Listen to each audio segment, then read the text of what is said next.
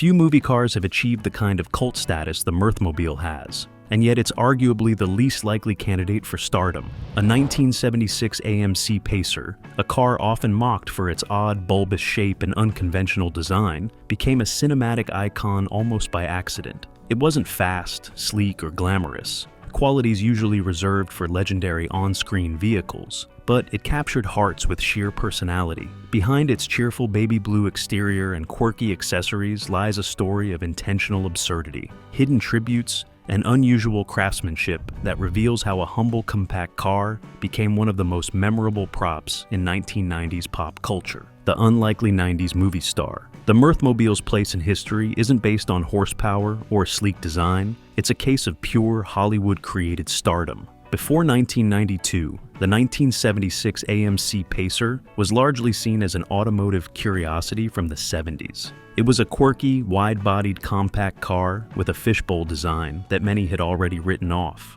It was the absolute opposite of a typical movie hero car, which are often aspirational sports cars or rugged trucks. Then, Wayne's World happened. The movie, a massive unexpected hit based on a short sketch, needed the perfect vehicle for its two lovable, low-budget protagonists. The Pacer was the perfect choice, an unpretentious, slightly goofy, anti-status symbol that felt completely real for Wayne and Garth. The car was instantly cemented into pop culture, primarily due to one legendary scene, the Bohemian Rhapsody lip sync. That single moment, with the cast headbanging to Queen, transformed the Pacer from a forgotten used car into the Mirthmobile. It's a remarkable example of cinematic power. Most movie cars are chosen because they are already cool. The Pacer became cool because it was in the movie. A name becomes identity. While the Bohemian Rhapsody scene made the car famous, its official nickname cemented its personality. This wasn't just a 1976 AMC Pacer. The film christened it the Mirthmobile. This act alone elevates the car from a simple prop to a member of the cast. It's not just Garth's car. It has its own distinct title. The name itself is a fantastic piece of character building. Mirth literally means joy, laughter, and high spirits. The car isn't presented as being fast, cool, or tough. Instead, its name defines its core purpose. It is a vehicle specifically for generating fun. It's a factory of joy.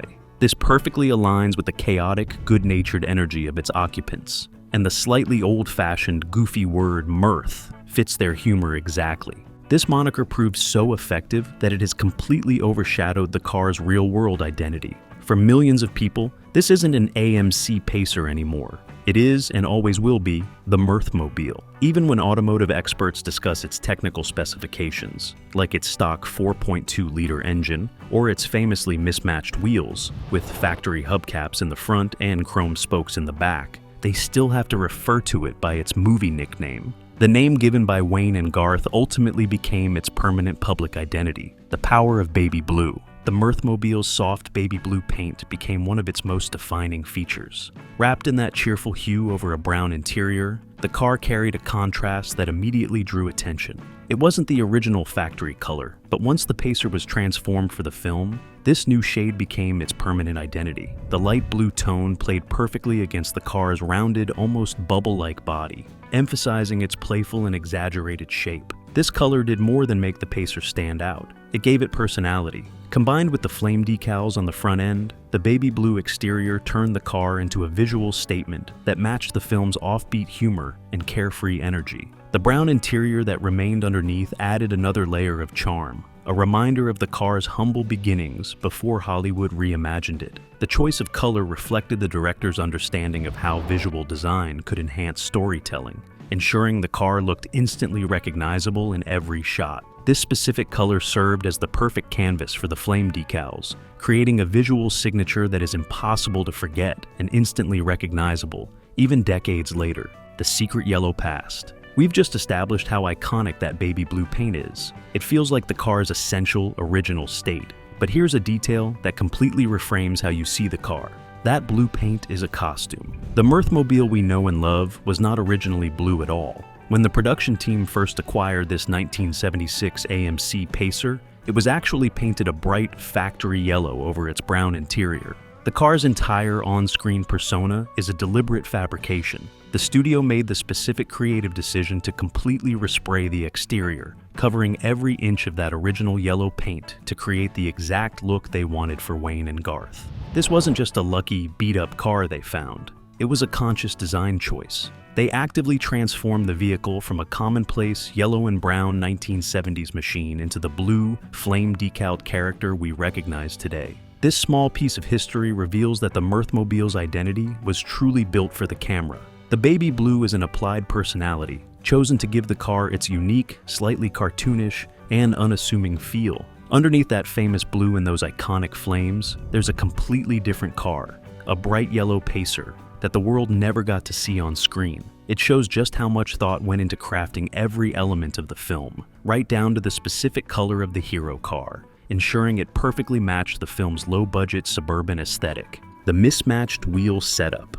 Beyond the paint and flames, one of the most defining visual quirks of the Mirthmobile is its wheel setup. If you look closely, you'll notice the front and rear wheels do not match. Up front, it sports the standard AMC factory hubcaps, but in the back, it has a completely different set of aftermarket chrome-spoked wheels. This wasn't an accident or a continuity error by the film crew. It was an absolutely deliberate creative choice. For a car being prepared for a major movie, this kind of intentional imperfection is highly unusual. Most movie cars are meticulously prepared to look perfect, or at least consistent. The mismatched wheels are a brilliant piece of visual storytelling. They perfectly capture the low-budget, make-do reality of Wayne and Garth. This isn't a pristine show car. It's a daily driver maintained by two teenagers with limited cash. The setup suggests a backstory. Perhaps they got a flat tire and replaced the rear wheels with whatever they could find or afford at the time. This single detail adds a layer of authenticity that a perfectly matched set of wheels never could,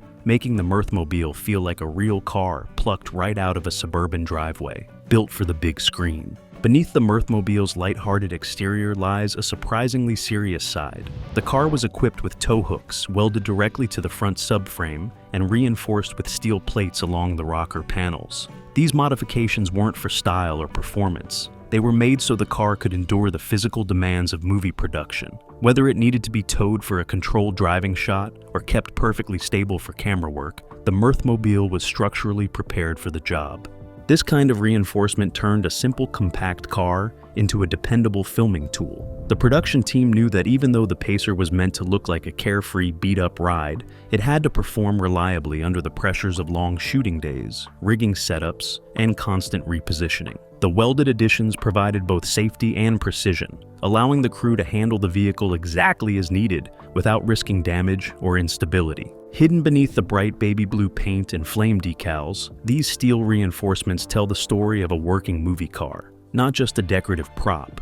The Mirthmobile's hidden strength ensured it could do more than just look good. It had to function like a professional, sturdy performer, disguised as a lovable underdog, engineered for the perfect shot. Hidden beneath the Mirthmobile's playful exterior lies an intricate network of reinforcements built purely for filmmaking precision. The production team welded steel plates directly to the car's rocker panels, critical points along the body's lower structure, to create stable mounts for heavy camera rigs. These reinforced sections allowed cinematographers to secure their equipment firmly in place, ensuring smooth, vibration-free footage, even when the car was in motion.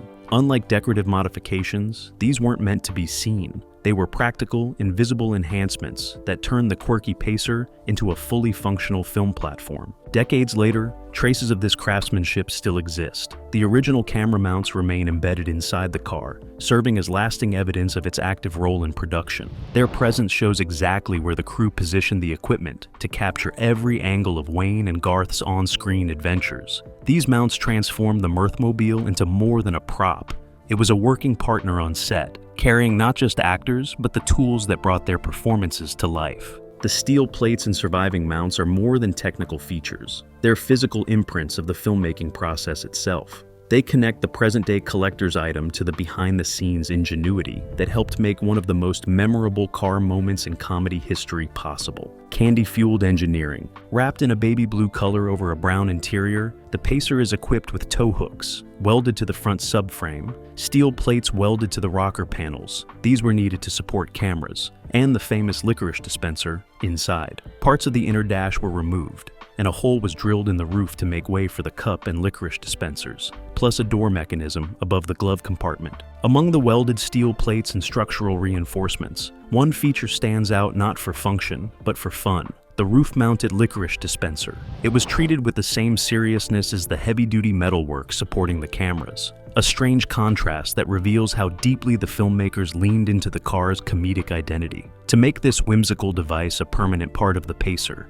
the crew had to cut into the vehicle itself. Portions of the dash were removed, and a clean hole was drilled through the roof to route the dispenser system that delivered red licorice on command. This modification transformed a modest AMC Pacer into an icon of absurd creativity. What should have been a light-hearted accessory became a defining symbol of the Mirthmobile's identity, a mix of craftsmanship and chaos. The mystery of the dashboard tap. The attraction to the Pacer featured in Wayne's World was the attention to odd details. Some of the coolest accessories inside the car included a red licorice dispenser mounted on the headliner and a full bar tap installed on the dashboard. The exterior was styled in a memorable way as well. The mismatched wheels and tires added eclectic flair, which complemented the sweet front flame decal. This so-called bar tap is one of the Mirthmobile's most misunderstood features. While the licorice dispenser became instantly recognizable, this dashboard-mounted handle often left viewers puzzled. Some believed it dispensed soda,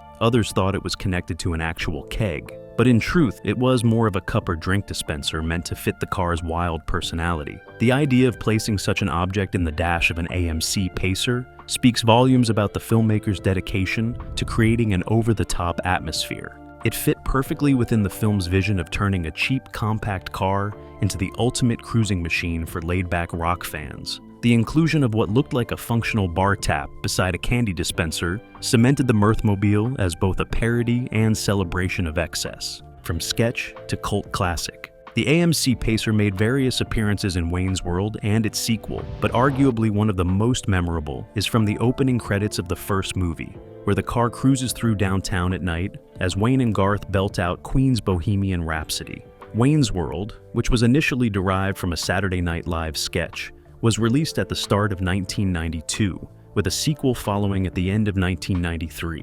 This modest beginning is a key part of what makes the Mirthmobile so iconic. The car perfectly represents the essence of Wayne's World, a small grassroots idea that unexpectedly exploded into pop culture legend. It wasn't born from a high-budget studio plan or a flashy Hollywood concept, but from the same do-it-yourself, local access energy that inspired the film's tone. The Pacer's boxy frame and humble design reflected the characters themselves, relatable, underdog dreamers who didn't need anything fancy to be unforgettable. As the franchise grew from a simple TV sketch into a box office success, the Mirthmobile transitioned with it, transforming from a background prop into a pop culture symbol. Its continued fame and rising value decades later show that the spirit of Wayne and Garth and their unpretentious suburban world still resonates. The one and only Pacer. Amazingly, while almost all movies have multiple versions of key vehicles, it is believed there was only one Mirthmobile. In an industry where multiple copies of a car are typically built for stunts, close-ups, and backups, the production of the first Wayne's World movie relied entirely on this single AMC Pacer. Every scene that featured the car, from casual drives to iconic musical moments, was shot using the same vehicle. This singular approach speaks to both the nature of the film and the durability of the Pacer itself. Unlike action-packed blockbusters that require extensive stunt work and rigorous testing, Wayne's World relied on character-driven comedy and clever camera work. The Mirthmobile never needed to be destroyed, flipped, or heavily modified for dangerous sequences, allowing the production to get by with just one car. For collectors and enthusiasts, the fact that there was only one original Mirthmobile dramatically increases its significance and value. Every scratch, every modification, and every quirky feature on this single vehicle is authentic to the film. It survived the production intact, carrying with it all the history, humor, and charm that helped define the movie. the Mexican luxury Pacer. As a comparison, the folks at Barrett-Jackson are also selling another 1976 AMC Pacer from the same seller, but red. For 1976, the Pacer was AMC's best seller. Go figure. The Pacer was also produced in Mexico, where it was marketed as a luxury car. It was produced for only 6 years, although popular at first during the gas crisis. Other automakers caught up for the need for smaller cars, and the Pacer never regained its lead. Often called a fishbowl due to all its glass, it had relatively little cargo space if 4 passengers were in the car. Before it became the iconic Mirthmobile, the AMC Pacer already had a peculiar international identity. In the United States, it was often criticized for its rounded, bubble-like design and modest performance. In Mexico, however, the same car was positioned as a luxury vehicle, a complete rebranding that highlighted the Pacer's extra width and abundant glass as positive features rather than flaws. This contrast between domestic skepticism and foreign admiration adds an ironic twist to the car's history. The global marketing shift shows how the same vehicle can be perceived in entirely different ways, depending on cultural context and consumer expectations. What American buyers saw as quirky and awkward, Mexican consumers experienced as spacious, stylish, and refined. This unexpected luxury positioning adds another layer to the Mirthmobile's story, demonstrating that its unique design could be celebrated rather than ridiculed, long before it ever hit the big screen and became a pop culture legend. The Mirthmobile's lost years. After its starring roles in both Wayne's World films, the Mirthmobile didn't head straight to a collector's garage or museum. Instead, it was given away by MTV at the end of filming, putting the iconic Pacer directly into the hands of a lucky fan. This unconventional dispersal allowed the car to continue its cultural journey on the road, living out the kind of everyday adventures that matched its playful on-screen persona. Following this brief stint as a fan-owned prize, the Mirthmobile entered a less glamorous chapter of its life. It spent some time in a museum in Eugene, Oregon, where it did not receive the star treatment its cinematic fame might have warranted. Afterward, a speculator from Florida purchased the car, describing it as worse for wear, before it eventually found its way to Rick Harrison of Pawn Stars fame in 2015 for just $9,500. This low price reflected both its neglected condition and the fact that, despite its fame, it was still fundamentally a 1976 AMC Pacer. This journey from high-profile giveaway to museum storage and then to near obscurity illustrates the strange life of a movie car. The Mirthmobile survived periods of neglect and low valuation, yet these chapters ultimately set the stage for its dramatic restoration and record-breaking auction sales. The Mirthmobile's crusty neglect. After its time as an MTV prize, the Mirthmobile's story takes a surprisingly dark turn. You would assume a car this famous would be immediately preserved under glass, but it actually fell into a period of serious neglect. The Pacer eventually found its way to a local museum, which sounds like a safe haven. However, this was not the case. The museum reportedly did not give the car the special treatment it deserved. Instead of being protected as a piece of cinema history, the Mirthmobile was left to sit outside, completely exposed to the elements for an extended period. As any car enthusiast knows, this is a terrible fate for a 1970s vehicle. The result was predictable and sad. The car deteriorated significantly. It was described as having got a bit crusty, which is a grim but accurate way of saying it was weathering, rusting, and falling apart. During this time, the car almost completely faded from the public's eye.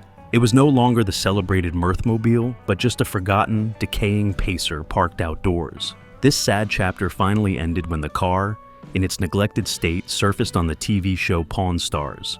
That appearance was its lifeline, the crucial turning point that rescued it from obscurity and kicked off the high-profile restoration that would save it. A record-breaking auction star. The ultimate proof of the Mirthmobile's cultural power is its astonishing performance on the auction block. In 2022, this 1976 AMC Pacer rolled onto the stage at the world-famous Barrett-Jackson collector car auction in Scottsdale, Arizona. When the hammer finally fell, it had sold for an incredible $71,500. To put that number in perspective, this was not just a high price for a movie car. It was a new world record for any AMC Pacer ever sold. This single sale confirms that the car's value has nothing to do with its 1970s engineering and everything to do with its 1990s film career. People weren't bidding on a Pacer. They were bidding on the Mirthmobile. This 2022 sale was not its first time in the spotlight. The car had been famously acquired and restored on an episode of the reality TV show Pawn Stars. Following that restoration, it was sold at a Barrett-Jackson auction in 2016 for $37,400, a very impressive price at the time. The fact that the car's value nearly doubled in just 6 years demonstrates its powerful, appreciating legacy. It has fully transitioned from a quirky prop into a blue-chip piece of cinematic history, and its record-breaking price tag proves it. License plate honors music. The Mirthmobile carries more than just its quirky style and iconic color. Its license plate tells a story of cultural reverence and subtle homage. The plate reads F3B259, a seemingly random combination of letters and numbers that actually encodes a significant date in music history. February 3, 1959, known as the day the music died, marks the tragic deaths of rock and roll pioneers Buddy Holly, Richie Valens, and J.P. Richardson, also known as the Big Bopper. The filmmakers transformed this date into a clever Easter egg for the car, using F3B to represent February 3rd and 259 to signify the year 1959. This small, deliberate choice reflects the filmmakers' deep respect for music history and ties directly into the identities of Wayne and Garth as dedicated music enthusiasts. Their public access show celebrates rock culture, so it makes sense that their beloved vehicle would carry a tribute to the legends who shaped it. The license plate elevates the Mirthmobile from a simple comedic prop to a vehicle that subtly commemorates one of rock and roll's most pivotal moments. Such a nuanced reference blends humor, pop culture, and historical homage in a way that only the most attentive fans or music historians might notice. The Mirthmobile thus serves as both a comedic centerpiece and a rolling monument to music history, carrying the weight of an iconic tragedy on its rear bumper, while still embodying the playful spirit of Wayne and Garth, the silent speaker's secret. This next fact is a fantastic piece of movie magic. The Mirthmobile is defined by its Bohemian Rhapsody scene, one of the most famous musical moments in cinema. Because of this, you would naturally assume the car was packed with a powerful thumping sound system to match its metalhead owners. The truth, however, is the exact opposite. When the car was fully restored, the team installed a new stereo and a pair of large 10-inch speakers, which certainly look the part. But here is the bizarre detail. Those speakers are completely non-functional. This wasn't a mistake or an oversight by the restorers. It's actually a nod to the car's true original condition. The speakers don't work because there was never an amplifier in the car, not even when the movie was being filmed. This means the iconic scene was pure Hollywood illusion. The sound of Queen's masterpiece wasn't actually blasting from the Pacer's speakers. It was audio piped in for the actors and added later in post-production. The Mirthmobile was always a prop, designed to look like a rock and roll machine, but in reality, its famous sound system was completely silent. Pacer engineered for maximum width. The AMC Pacer stands out instantly with its unusual, almost bulbous silhouette. While it is often categorized as a compact or small car because of its short length, its width tells a very different story. The engineers at American Motors Corporation designed the Pacer with a specific goal: to maximize interior space and improve visibility for occupants. To accomplish this, they made a bold decision that diverged from typical small car design of the 1970s. The Pacer was deliberately built to be as wide as a full-size American car of the era, giving it an interior space that far exceeded expectations for its overall footprint. This combination of short length and broad width made the vehicle visually distinctive, earning nicknames like Fish Tank and immediately marking it as unconventional. The wide body allowed for a relatively large cabin, offering significant shoulder room and comfort that rivaled cars much longer in length. The design also supported expansive glass panels, enhancing visibility and contributing to the Pacer's quirky, memorable look. This engineering approach emphasized passenger experience over traditional aesthetics or compact metrics, which was unusual at the time. The car's squat, wide profile became a signature element, blending practicality with a playful, almost cartoonish charm. This distinctive shape was perfectly suited for the Mirthmobile, providing a roomy interior for antics while reinforcing its status as a unique icon of 1990s pop culture. A flawed first restoration. After the Mirthmobile was rescued from its crusty state following its appearance on Pawn Stars, it received a much-needed high-profile restoration. This was the moment that saved the car from being lost to neglect. However, this first restoration was not the end of its story, and it apparently wasn't perfect. Reports indicate that this initial attempt to bring the car back to life involved several shortcuts. This meant that, while the Pacer looked much better, it wasn't entirely screen accurate. For serious collectors, this was a significant issue, as the car was not quite as original as it appeared in the film.